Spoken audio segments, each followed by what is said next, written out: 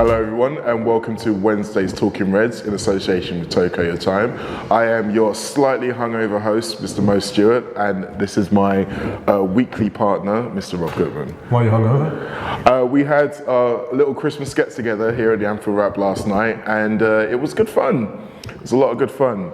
A lot of fun to be had, a lot of drinks. I didn't come to this one, I forgot about that one. I did last week's one. We have had quite a few, to be fair. Yeah, we had a lot of permutations of Christmas night out. People with two A's in their name or something, their Christmas night Well, I mean, there's a lot of us, it's hard to get everyone together at the same time, and we all do generally enjoy going out and getting drunk anyway, so it's not like we need a lot of excuse.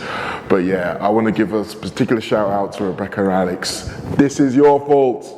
But okay, let's get on with the show, shall we? Obviously, we've got a game coming up not too long away. We're playing Friday night away at Wolves at Molineux, and Jurgen Klopp had his press conference for that yesterday. Some of you will have heard the team talk already and be able to listen in and gauge what he's feeling. But one of the big things that came out of it for me is obviously the injury update. He mentioned that Trent Alexander-Arnold is looking good for Newcastle, but not Friday night, whereas James Milner does look like he's going to be fit enough. So put your Klopp head on. I always do. As fantastic as we know Nathaniel Clyne played against on Sunday, yeah. Would you go with him again, or would you look to bring Milner in? It's a tricky one. It's to do with recovery time, I think. This is actually, I mean, it's nearly a full week's recovery, this. It's a Sunday, Friday job. Yeah. So, and Clyne, he looked really fit. He did. And I think maybe he's a naturally fit boy. So he may be tempted to go again. And it depends how, if Milner's tearing around the. What we don't know is James back and tearing it up around Melwood, being the superhuman that he can be. I think if he's doing that, then I think he gets the nod. Yeah, absolutely. But I think if there's any doubt that he's sort of gingerly feeling his way about, then I think he has to go with Clyne again. Would you see any sense of Klopp wanting to use Milner in midfield, maybe, if Clyne is fit enough to go again, or would you think you keep Milner on the bench as a potential swap? It's a difficult one what he does for this game because of the. I mean, it's been a nice gap between Wolves and United, but they come thick and fast, although not as thick as they do some years. We've got 4 and 5 day breaks between games over Christmas. It's relative luxury. There's almost a case where Klopp could go to him, so I'm going full strength the whole way through this, and maybe just rest them all in the FA Cup and take the risk then. But I don't think he'll do that personally. I actually think he's going to target Newcastle as one way. You know, like he targeted Burnley recently and went, fuck it. Yeah. All three, front three out. Don't think he'll quite go that far. But I think Mo Salah's going to get a rest, and I think it's going to be. I mean, I know I'm jumping ahead of myself here. No. I think he's going to get a rest against Newcastle, or at least be benched against Newcastle. So who does he go for? Who's the midfield? I think Shaq's earned himself. I think he goes 4-2-3-1 at Wolves. Yep. And I think he probably goes full strength. He says, we don't want to go into this Christmas routine, having just picked up a draw. We've got to keep winning, got to keep going for it, and let's catch a breather in the end of the period. No, I 100% agree. If I was looking at this as a 2-game block, I would definitely be targeting Newcastle as the one to make more changes. The Wolves, as we know, are a very dangerous outfit. They have won 3 games in a row, so they're at the peak of their confidence as well. They probably will fancy their chances against us. We've seen what they've done against the bigger teams so far this season. They got the draw against City. They've already beaten Chelsea. So in their mind, they kind of raise their game for those games. But unlike you, I would definitely be looking at going the 4-2-3-1 method, because one of the things I've noticed about how we play, when we're up against a team that plays with 3 at the back, if we are only having maybe one central focal point, then it causes them more problems, because they've all got these kind of guys who they don't really know who they're meant to be covered. Do they go out wide to cover the fullbacks? Do they come in a little bit narrow to look at Firmino Mane? And it just gives them those extra kind of problems that teams have really struggled with, I think. So I'll be alongside you on that one. In terms of if he goes 4-2-3-1, there's the two screeners in front of the back 4. I think Fabinho has earned the right to be first pick out those virtually. And then it's a case of who does he think complements him best at the moment. I think he might go for Wijnaldum and go, do you know what, Jordan will do better against Newcastle anyway. We'll be on the front foot. Jordan's better on the front foot than on the back foot, I feel. And I think it might be a better game for him, a better fit for him. No, that's a fair point. I think There's obviously the fact that the man himself might be a little bit uneasy about being out of the team for this long. You've got to think about that and how Klopp manages that in particular. Yep. I mean, obviously we're not talking to Jordan Henderson as the kind of guy who's going to go, pulling tantrums or anything in the dressing room, but it's an important thing to keep him feeling central to what we're doing and part of it. I think you're right though, in terms of looking at 2 games again, that's the one that probably suits him the more. I don't think there's a worry that Henderson won't see action over Christmas. I don't think the sort of the conversation that no one quite wants to have is there a point where Jordan Henderson's not a first pick? Given Wijnaldum's progress and Fabinho's beginning to progress. But I see the games against Arsenal and City as games where Klopp will go for a more solid midfield 3, and that increases the likelihood that Jordan gets into the team. I think the 4-2-3-1s are the ones that endanger the centre mids, because there's just two slots instead of 3. That's true.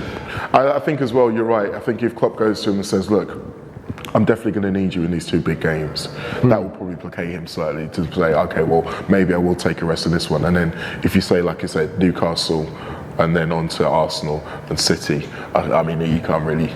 I think he'll be really up for that kind of challenge. I think what's interesting is Naby Keita. Is to what extent is he seeing Naby as pivotal or a man for a certain type of game at the moment? I mean, in the long run, I think he looks as Naby as pivotal.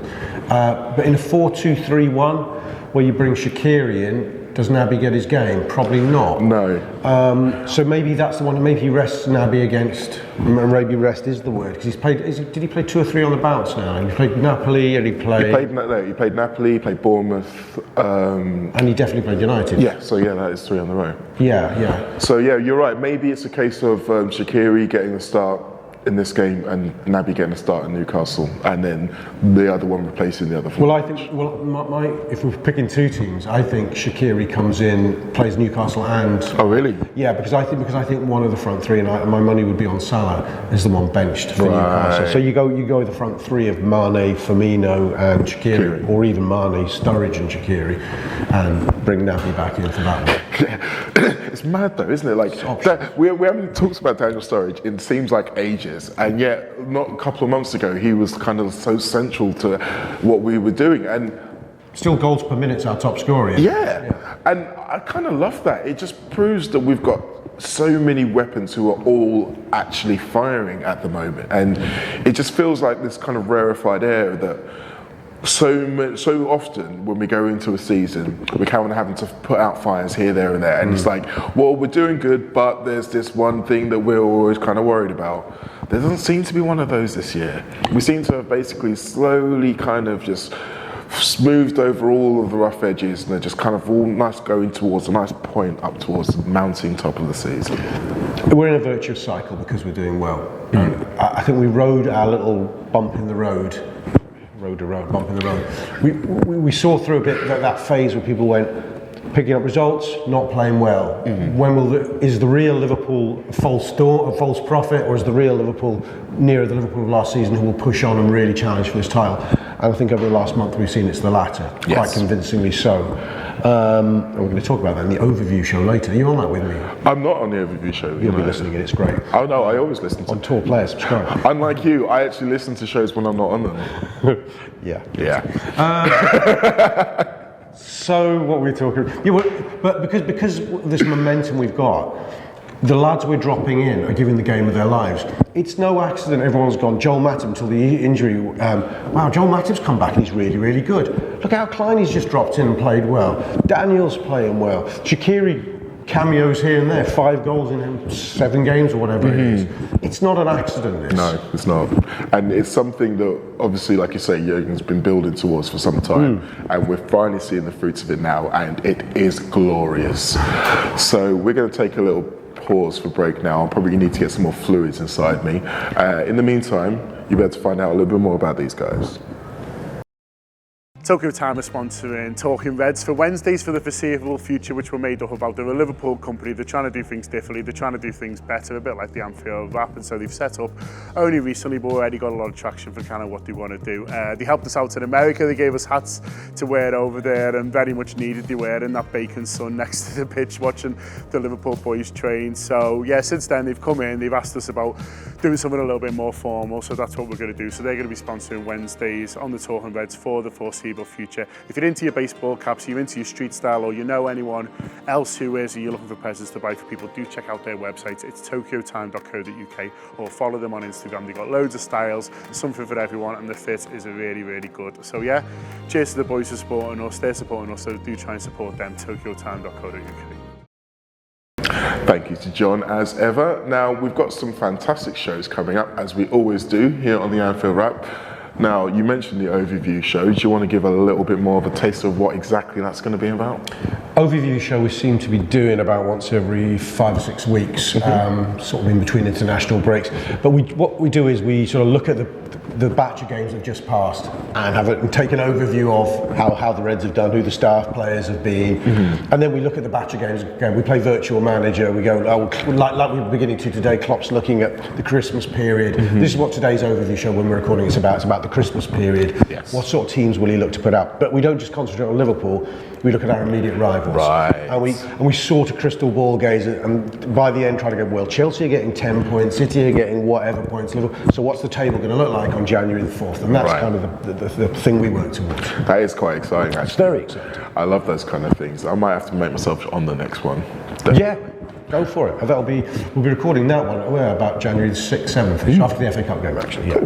Well, one show that I am on, that we're recording pretty much straight after this, is the Gutter Show. And it's getting close to January, so all of those transfer rumours are becoming a little bit more real, a little bit more tangible. And some of them are ones that we know before, some of them are new names, but one that keeps coming up and just won't go away is that lad over at Borussia Dortmund, Christian Pulisic. Yeah, well, today's show, for those who don't know, it's the Transfer Gutter Show. We do it throughout the season, but we really go for it during the transfer windows, and there's sort of several times a week, and we look at every room, we look at the shit ones, we look at the credible ones, and we even occasionally look at what our rivals are doing. But today's show, there's quite a number of names in the frame. How likely they are to come off or not, we'll discuss. The top of the show, the subject will be Pulisic, because there's a bit of noise about it. Yes. I'm not sure anybody hugely convincing has made noise about it, but it's one of those logical transfers that you just feel in your gut that Liverpool are going to do sometime or whatever. And he's been intertwined with us so much over the last 18 months or so, and as our fortunes have kind of gone like that, and his fortunes have gone like that, there's always been that feeling that at some point we will come together. And as I said, we will discuss all that on the Gutter Show. Can we do that again? We will do that on the Gutter Show.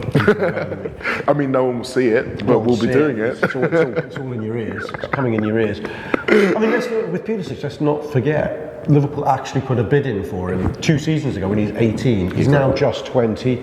I don't know.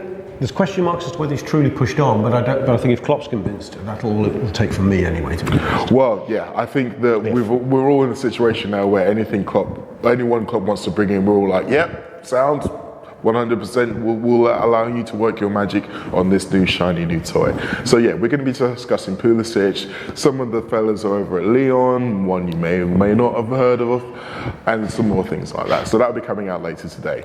Now, a couple more notices from us here at the Wrap. As you may be well aware, it's Christmas, and some of you may be thinking about getting your significant loved ones some Anfield Wrap merchandise for Christmas. Well, if you are, you need to get your order in by 4 p.m. tomorrow in order to get it before Christmas. Now, Rob, if you could pass me some of the lovely merch. We have some examples of some of the things that you might be interested in. Chair doing this. Probably should have planned this a little bit earlier. Oh, yeah. But Hold it up. Yeah. These are the kind of things that we've got going. I mean, Please, Virgil van Dijk. And then there's, of course, Shaqiri. So Is that what we're giving Shaqiri as a song? Well, that's the one that Adam and I kind of christened on Sunday. I don't know. It's got to be the Maxi Rodriguez song. Look, we don't have to decide on this. We don't have to now. Oh, I like this one. Yeah, that's a very good one. I like this one. That kind of retro flavour. Naby Keita, retroed up. And that one. This is a hoodie. Yeah. Oh, actually, what size is this? Yeah, there's no more hoodies left. So yeah, as I say, we've got plenty of stuff out there for you, all that you can look at. It's on our website. Order by 4 p.m. tomorrow to get it for Christmas. Your loved ones will love you that little bit more. One more last thing we've got coming up over the Christmas period. We are doing another live show here in Liverpool on the 29th. Before the Arsenal game. The venue escapes me, and unless Sean's going to bail me out, I will say there will be information probably on the screen. There you go. Probably there now. I'll see if I can do it Rafa style. Yeah, so there'll be information about where exactly that will be. Tickets are available, as I say, it's before the Arsenal game, the last home game of 2018, to crack off what's been an absolutely fantastic year for Liverpool. Now, you won't be hearing from us next Wednesday because, let's face it, it's Boxing Day. You'll be watching football, I'll be watching football. But I just wanted to say thank you to all of you who've watched the show over the last 12 months. I've had an absolute ball doing it. Keep watching, keep telling us how much you love it, keep accosting me in Burger King at 3 a.m. on a Saturday morning. I genuinely don't mind. We'll see you all in a couple of weeks. Up the Reds.